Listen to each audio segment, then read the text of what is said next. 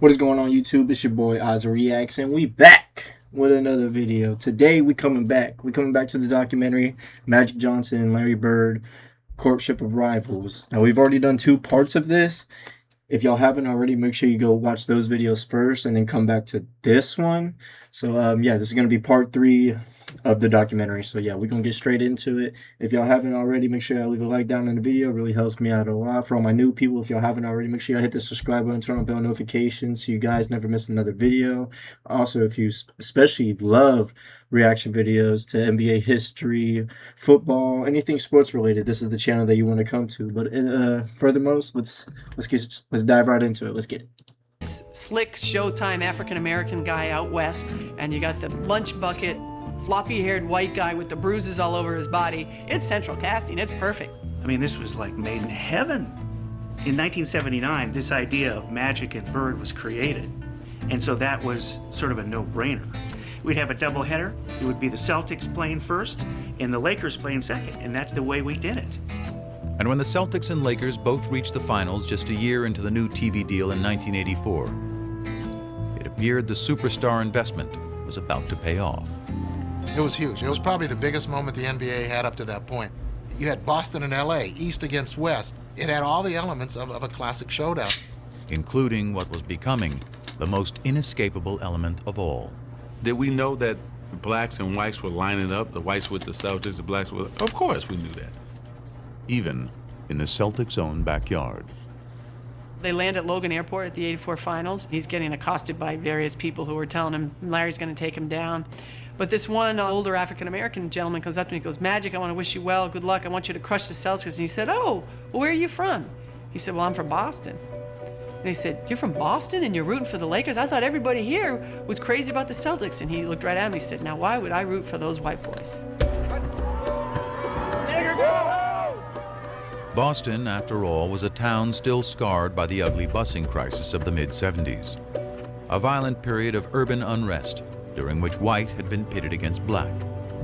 The resulting taint on the city nationally, coupled with a Boston roster littered with white players, affirmed to many black Americans that the Celtics were not the team for them. Even today, people said, "You played with the Celtics, and you know, I hated you at that time. You know, I wanted Magic to win. I didn't want that damn Larry Bird to win. We had all these black players, but they looked at us because we had Larry Bird leading us as a team that was white." They were perfect archetypes for what was becoming the biggest story in sports. But for the real-life players, the narrative was much simpler. It's finally going to happen. We get to go head-to-head again. It's just a matter of rolling that ball out there and let's get it on. Welcome then to the Boston Garden and the start of the NBA World Championship Series. I'm Brent Musburger. In each of the last 4 NBA World Championship Series, either Magic or Bird has competed. But this is the first time that the two have gone head-to-head for the title.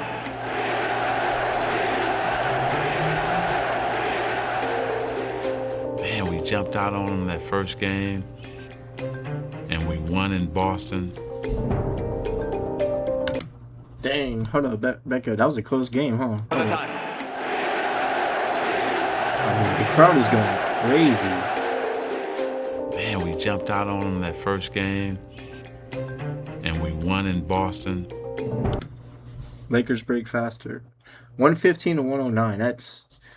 See, this is a good game. This is a crazy game. I mean, two of the best players to ever do it, and they're just going at it. Crazy. And with less than a minute to go in Game 2, the Lakers were closing in on a commanding series lead. And it's picked off. Goes to Henderson, he lays it off and in. From that point on, things began to crumble. Down to 9 seconds.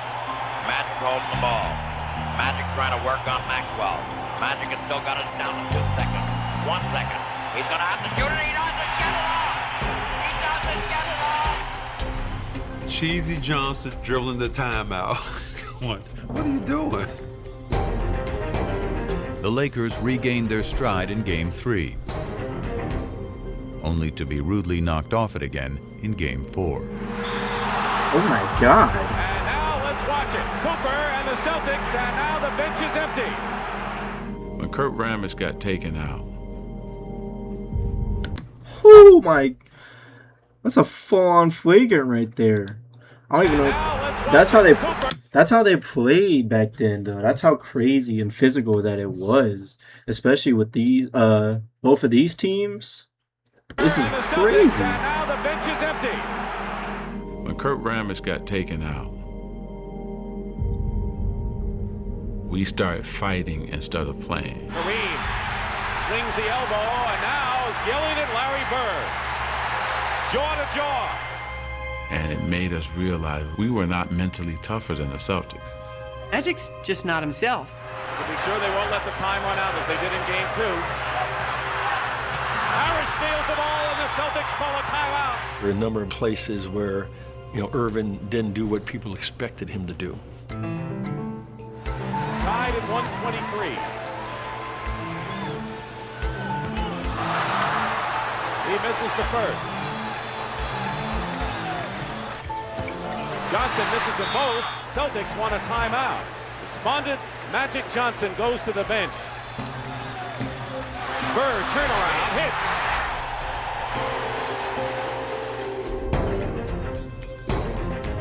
Game 5 went to the Celtics. Game 6 to the Lakers. Dang, someone went all the way to game 7.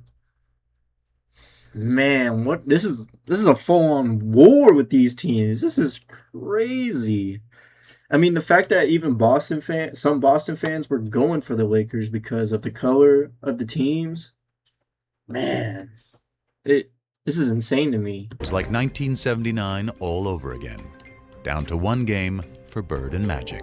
If everybody had to look at it, probably would have said this is going to be a 7-game series. No, I thought we'd sweep them in 4, but just went a little bit longer. Now we just have to do it in 7. That's the only time I ever felt that. There ain't no way they're walking out here with a win. Magic Johnson. No way. Lakers have several chances, and here's Larry Bird shucking down the court. Bird. How does he do it? Now Johnson with the ball. The Lakers trying to cut it to 1. And he loses it.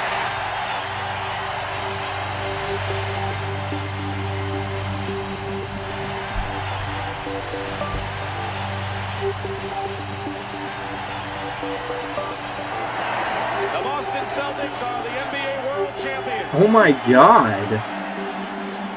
The game wasn't even over and the crowd was already running onto the court. Like, there was still time left. I mean, I know the game was basically over, but dang, they didn't even wait until it hit 0 for them to jump onto the court. And look how crazy it gets. Actually, let's go back. Go back to that. Look. Hold on.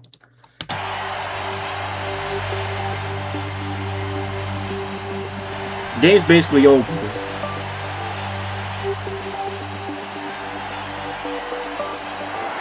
They're already running on there.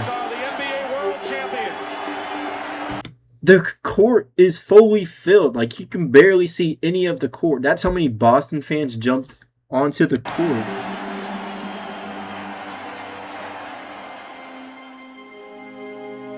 I pride myself in being the guy who's going to win it for us and deliver under pressure.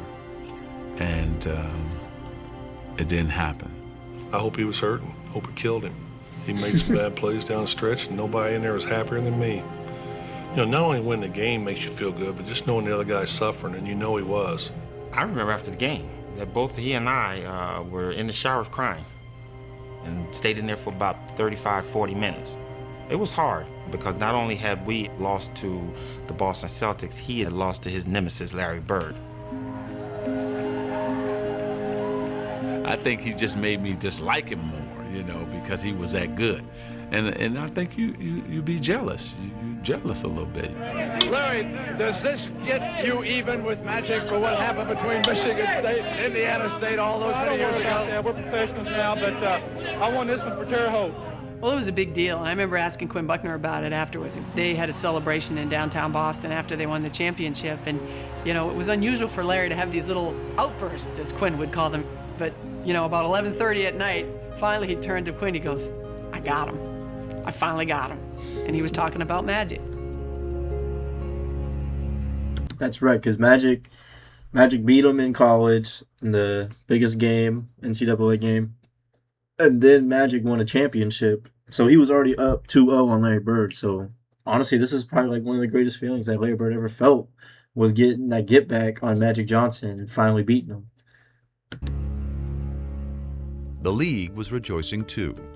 Game 7 of the '84 series was one of CBS's highest-rated telecasts of the year, and the highest-rated game the NBA had ever produced.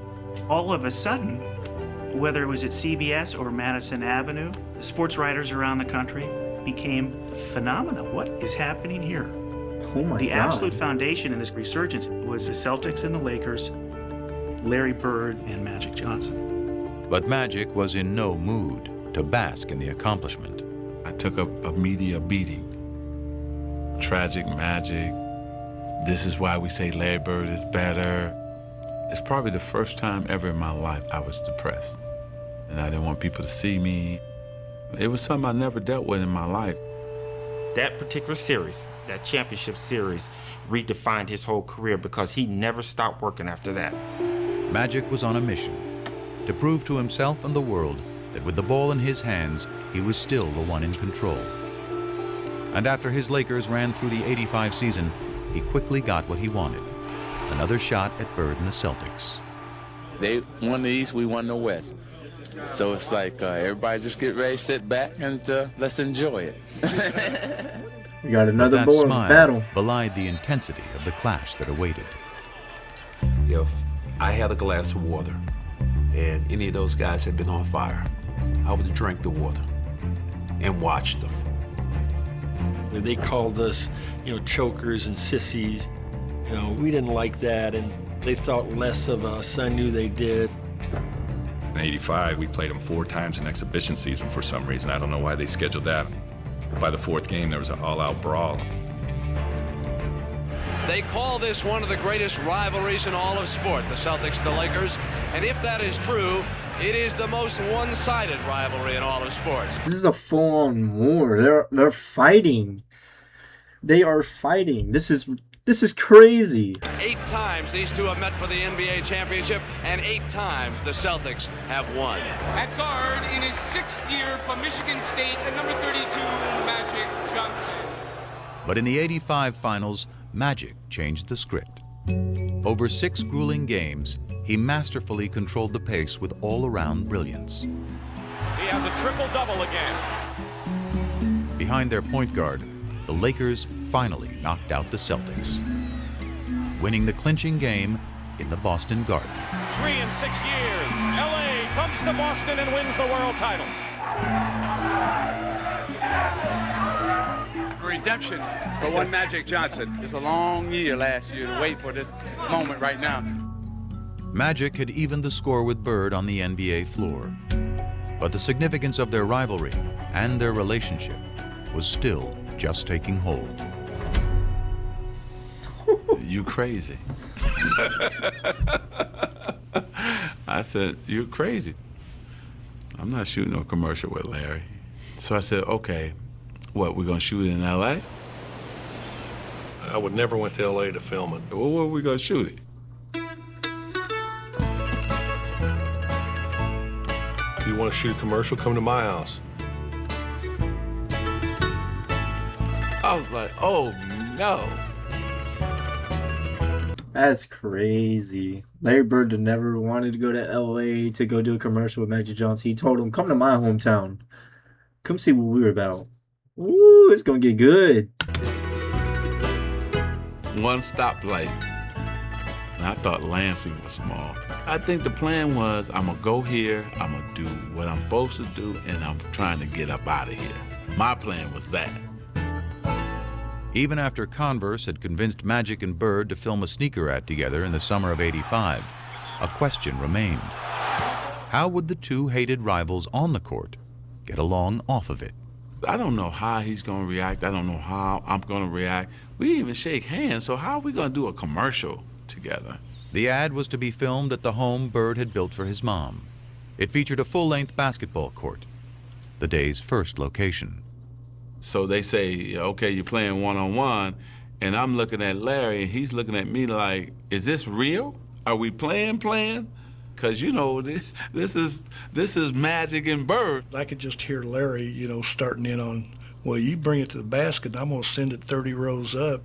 So the guy was like, no, not like that. A fun game. We were both like, oh, okay. Like, like. Even off the court, not even an NBA game, they wanted to go crazy. They wanted to actually play. Larry Bird actually wanted to play. Magic Johnson actually wanted to play. That's crazy. You can see this relief coming over both of our faces. That brief détente led to the next stage, dialogue. We sat down next to each other. How was your summer? Oh, it's going good. How was yours? It's going great.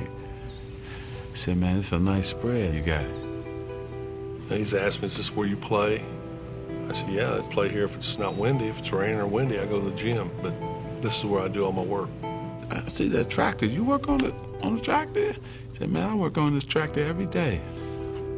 Larry Bird work on a tractor? He said, yeah. It's just them two walking and talking, and every once in a while they'd stop and one of them would say something, and then they'd start laughing. Then they said, okay, break, it's lunch break time. I was going to my trailer. He said, no, my mother has prepared lunch for us up at the house. We went up to the house and we sat down there and we talked, and my mom, my brothers thought the world of him. His mother was so nice, making sure I had enough to eat. I just saw my mother. It was crazy. He charmed her. I mean, you can see it, but that's Magic. He makes everybody feel welcome and warm, and he's a con man. And while Magic charmed Georgia Bird, it was someone else who intrigued her son. He met Irvin at lunch. Irvin is a good dude. I like Irvin a lot better than Magic. I was just so happy to finally be Irvin with him, because Magic was like, I don't know if I want to get to know this guy. But Irvin got a chance to talk about family, how he grew up. We just became two relaxed guys, just talking. That day was great. It was a great day. Beautiful day. Still, for Bird, ever the competitor, that's all it was. Just one day. Magic. So even with the competitiveness on the court and off the court, they still, like, you know, don't like each other. But when it comes to, you know, actually talking, sitting down, having a chat, they have respect for each other, in which that's what it's all about, is respect. I mean, it can be on the court, y'all, of course y'all gonna be rivalries. Off the court, you know, just chatting, it's just out of respect, and that's the good thing. Thinks the next year, okay, well now we're great friends, so, you know, after the game, we're gonna go out, we're gonna have a beer, and Larry's like, no, you're right, I know you better, you're a good guy, but I still don't want anything to do with you. He's a happy-go-lucky guy. If me and him got to be really good friends, go out on the court, he could still play the same game. I couldn't. I mean, that's just the way it is. But when the ad hit the airwaves, for others, the perception changed. I saw those limousines going through the cornfields, and I said, no, they didn't sell themselves out. I heard Converse made a pair of Bird shoes for last year's MVP. Yep. But they made a pair of Magic shoes for this year's MVP. Okay, Magic, show me what you got. Well, this is really a business thing. The Bird shoe, the Magic shoe. And maybe that's where the business thing started to get bigger and began to trump who they both really were. It polarized the whole idea of lunch bucket versus Hollywood, white versus black. Just cemented all the differences between them. Kids weren't wearing black gym shoes because they didn't want to be associated with the Larry Bird camp. You wore your white Converse. The basketball rivals had morphed into cultural warriors, and race, more than ever, had become an unavoidable part of the conversation. Yo! But nothing about Bird and Magic had ever been as simple as black and white. One of the big reasons this rivalry became so emblematic of so many things is because it was an easy dichotomy for people to understand. But it's crazy to simplify it as saying white people like Bird and black people like Magic because 13% of the country is black. But it wasn't like 87% of basketball fans preferred the Celtics. Who's your favorite basketball player? Magic Johnson. Who's your favorite movie star? Eddie Murphy. Pina, all you ever talk about is nigga this and nigga that. And all your favorite people are so-called niggas. It's different. Magic, Eddie, Prince are not niggas. I mean, they're not black. I mean, let me explain myself. Has the N-word ever been used by a white person to describe Irvin? I doubt it. But as Magic enjoyed his image as a crossover star, it was Bird, the one-time great white hope, who had further emerged as the polarizing racial figure, due in part to that era's increasingly conservative political climate. The rolling back institutionally of the achievements of the civil rights movement were going on apace from about 1975 on. But the triumph of the movement that rolled it back took place in the 1980s. And I think there was people who were very aware in the black community of what was going on. And I think there was a lot of sublimated frustration. And I think one of the ways it got sublimated was into basketball. And I think Larry, through no fault of his own, was the receptacle within which the lingering resentments somehow floated. And after Bird led the Celtics to the championship in 1986, his third in the pros, winning his third straight MVP award in the process, the resentment grew. I always felt that the press was biased in favor of Larry Bird. It always felt to me like they were gonna make Larry the hero. You know, you'd see somebody score and Larry would be in a cast in a suit on the bench and they'd say, Larry Bird made that possible a couple weeks ago when he told that guy he could do it and he just did it. They gonna get his motherfucker the assist and he not in the game? Not to be racist, but we have a white guy who's the best in the world. It's predominantly a black sport now, and you got a guy like Larry Bird who can't run, who can't jump, but can do everything out there. That don't mean nothing to me. It don't mean anything to me. It never has. I don't know why. I mean, am I doing something wrong here? Bird may have sought to avoid the conversation entirely, but the more he won, the less he could escape it. Now there's a steal by Bird. Underneath the DJ, lays it in. What a play by Bird. In 1987, after Boston beat the Detroit Pistons to advance to the finals for the fourth straight year, Pistons rookie Dennis Rodman called Bird overrated because he was white. His teammate Isaiah Thomas then chimed in with some thoughts of his own. I think Larry is a very, very good basketball player. I think he's an exceptional talent. But I'd have to agree with Rodman. If he was black, he'd be just another good guy. I can remember in the locker room, I think it was Jack McMullen came up to me and said, Isaiah just said, boom, boom, boom, boom. And I go, so? He didn't care. He didn't care. Everybody else around him cared very deeply in the days and weeks as it turned out ahead. I mean, the media made it out like it was something, but it didn't matter to me what Isaiah or Dennis Rodman said, and it still don't. It has no bearing on what I do in my life. He doesn't see race. He really doesn't. And he could have. This guy grew up poor, white, in southern Indiana. Southern Indiana, the home, by the way, of the modern Ku Klux Klan. How he managed not to be affected by the cultural milieu that he grew up in is, I think, a miracle. To me, it's inexplicable. When I was in about 6th or 7th grade, I couldn't wait till school to be over because I knew over on the courts, the waiters from the hotel would be over there. They were black, older, and they let me play. You know, I always looked at that as I got an opportunity to play against a black man, and they treated me good. I couldn't wait to play against the best, and at that time, they were the best. And in 1987, as Bird vied with Magic to be the best, the flap over Isaiah Thomas's racially fueled remarks forced Bird to address his least favorite topic at the worst possible time. I had to go to a press conference when I was in LA trying to get ready to play the Lakers and tell people I didn't care, this don't bother me. The main thing is if the statements or whatever was said doesn't bother me, I don't think it should bother any of us. From playing all year, trying to get back to the finals and play against Magic, this was a distraction. Bird was facing off against Magic for the third time in 4 years, and if their relationship had softened, the determination to beat each other had not. As Game 4 proved, the level of competition between them was higher than ever. Bird played awesome down the stretch of that game. Trailing 2-1 in the series, the Celtics were down by 1 point in the final minute of the game. But Larry Bird wouldn't be easily vanquished. Open is Ainge. Bird goes for three.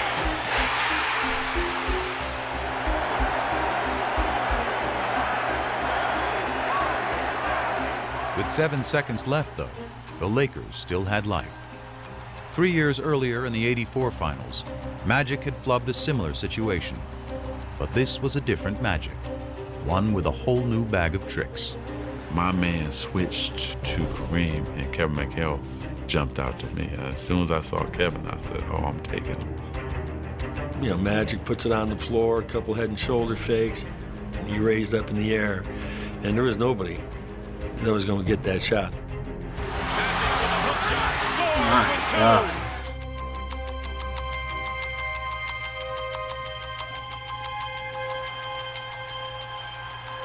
I remember after they called timeout thinking, there's still a shot here.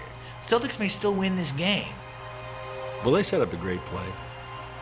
Bird walked Worthy all the way up, forced the denial all the way up. We've done it before. Clear everybody out, go to the ball, and break to the corner. He caught it here, and as he caught it, all he had to do was turn. And just turn, and he just let this thing go. Bird fires it. Got a wide open look, couldn't believe it. And I'm standing right there, it is straight as an arrow. Dead on. Oh! They were lucky because it was right on line. He looked at me like, how did you ever leave me that wide open? You gotta be kidding me. Oh my God. Changed the whole series. The Lakers won the series in 6. And in the aftermath of a year in which Magic had won his first MVP, the rivalry suddenly took on a new tone. Magic's just a great basketball player. He's the best I've ever seen, you know. Unbelievable. I don't know what to say. I was shocked that he said it, because I thought to myself, maybe this is the beginning of a new era that's not going to include him. It was the passing of the torch a little bit. After vanquishing Bird in '87, Magic wasn't done winning. The following year, he squared off in the finals against his good friend Isaiah Thomas and the Pistons, beating them to become the NBA's first repeat champions in 2 decades. By the dawn of the '90s, he'd won 5 titles, played in 8 finals, and equaled Bird's MVP tally of 3. That's crazy. But the more Magic won, the less Irvin seemed to be around to reap the spoils. Once I tasted the champagne and the championship, I wanted more of that and more of that. So Magic kept growing because we were successful. And the persona and all of that came with that. We're gonna stop it right there, man. This documentary is getting insane. This is crazy. We learned a lot right there in part 3. Learned about their competitiveness, all about the games, the years, a little bit of race into the game. It's just crazy how different this era was than what it is today, man. It's really unbelievable. It's literally life changing, honestly. Comment down below your thoughts right now on this video and what y'all believe in, what y'all think on Magic and Larry and their rivalry, a little bit of the race. Let me know what y'all think down below. But yeah, this is the end of the video. If y'all haven't already, make sure y'all leave a like down on the video, comment your thoughts, hit that subscribe button, turn on bell notifications, and I will see y'all again later. Peace.